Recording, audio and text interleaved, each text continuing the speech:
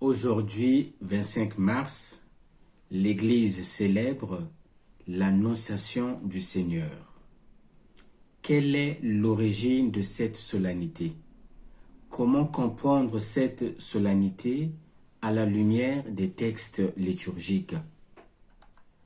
La fête de l'Annonciation du Seigneur est apparue en Orient après le 5e siècle en lien avec la célébration de la naissance du Seigneur. Pourquoi la date du 25 mars? Le 25 mars correspond à l'équinoxe de printemps. Depuis l'époque de Tertullien, il existait des traditions qui rappelaient cette date comme celle de la création du monde, comme le temps de gestation entre la conception et la naissance du Christ, comme la commémoration de la mort du Christ. En Occident, cette fête a été importée par le pape Serge Ier et elle s'est répandue très rapidement dans tous les autres pays latins. Au cours des siècles, cette fête a été désignée par différents noms.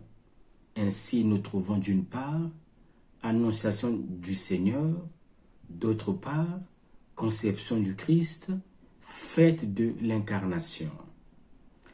Avec la réforme liturgique qui a suivi le Concile Vatican II, le calendrier liturgique a préféré la dénomination Annonciation du Seigneur, afin que l'on comprenne directement qu'il s'agit avant tout d'une fête christologique.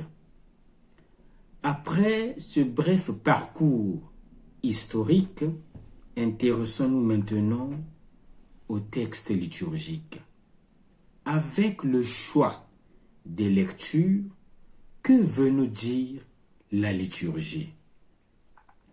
Les lectures de cette liturgie soulignent une triple dimension de cette solennité. La dimension christologique, la dimension mariale et la dimension pastorale. Dimension christologique.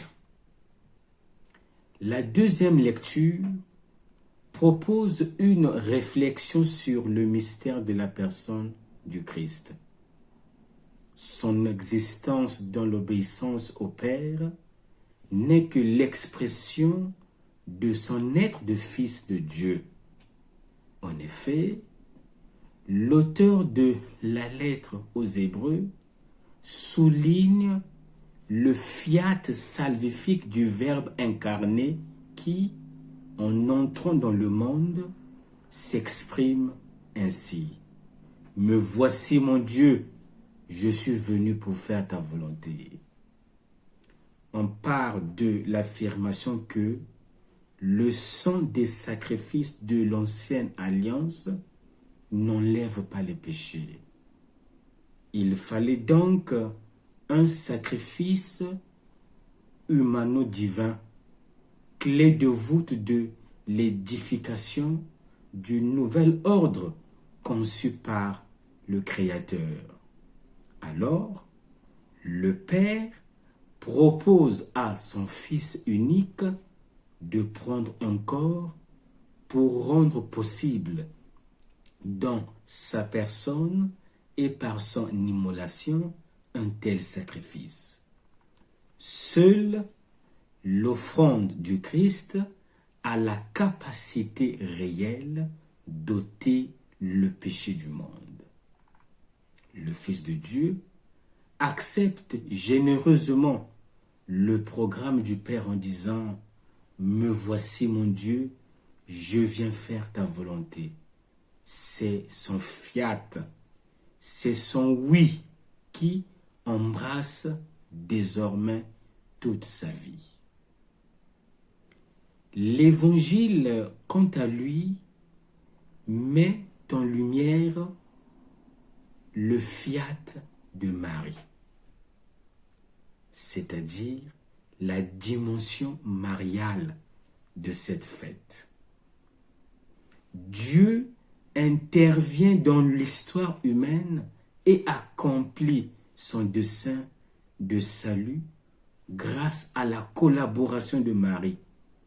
À travers elle et son oui inconditionnel à l'appel de Dieu, le Verbe de Dieu place sa tente parmi nous.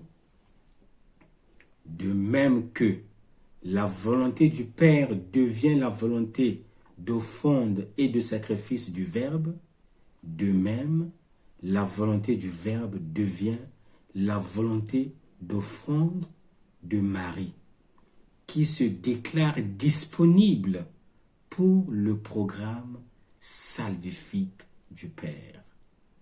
C'est la rencontre de deux oui qui mettent en œuvre le projet de Dieu. Comme le souligne le pape Paul VI dans l'exhortation apostolique Marialis Cultus au numéro 6. Quelles sont les incidences de cette solennité sur notre vie? En quoi cette solennité nous concerne-t-elle? Cette interrogation nous introduit dans la dimension pastorale. En d'autres termes, notre fiat, notre oui. L'annonciation du Seigneur est et reste une fête conjointe du Christ et de la Vierge Marie. Fête du Verbe qui se fait fils de Marie. Fête de la Vierge qui devient mère de Dieu. Sans le fiat de Marie, le Verbe n'aurait pas pu prendre chair. Le Seigneur a besoin de notre oui pour réaliser son projet dans le monde. Jamais Dieu n'entre par effraction. Il nous dit toujours, veux-tu collaborer à mon projet? C'est ce qu'il a fait ce jour-là, lorsqu'il envoie l'ange auprès de Marie. En d'autres termes, c'est comme si Dieu disait à Marie, veux-tu donner ton consentement à l'œuvre que je suis en train d'accomplir? À quoi nous convie cette solennité? Cette solennité comporte l'invitation à suivre l'exemple du Christ et de Marie en disant oui au projet de Dieu et en collaborant activement à la rédemption. Nous disons facilement oui aux propositions du monde. Mais quand il s'agit de donner notre adhésion au Seigneur, nous résistons. Le salut ne vient pas du monde, mais dépend plutôt de ce mot à 3 syllabes, le mot oui. Aux deux grands oui du Christ et de Marie doivent correspondre nos petits oui quotidiens. Dieu n'agit en nous qu'avec notre consentement. Car, comme disait saint Augustin, Dieu nous a créés sans nous, mais il ne veut pas nous sauver sans nous. Pour cela, dans la prière et la méditation, confrontons notre oui à celui de Jésus et de Marie. Est-ce que notre oui correspond-il au oui de Jésus et de Marie? Que nous reste-t-il à faire? Il ne nous reste plus qu'à conjuguer deux verbes. Le verbe accepter et le verbe se déclarer. Donnons notre adhésion à Jésus et déclarons-nous pour lui. Bonne fête à tous et que Marie intercède pour nous.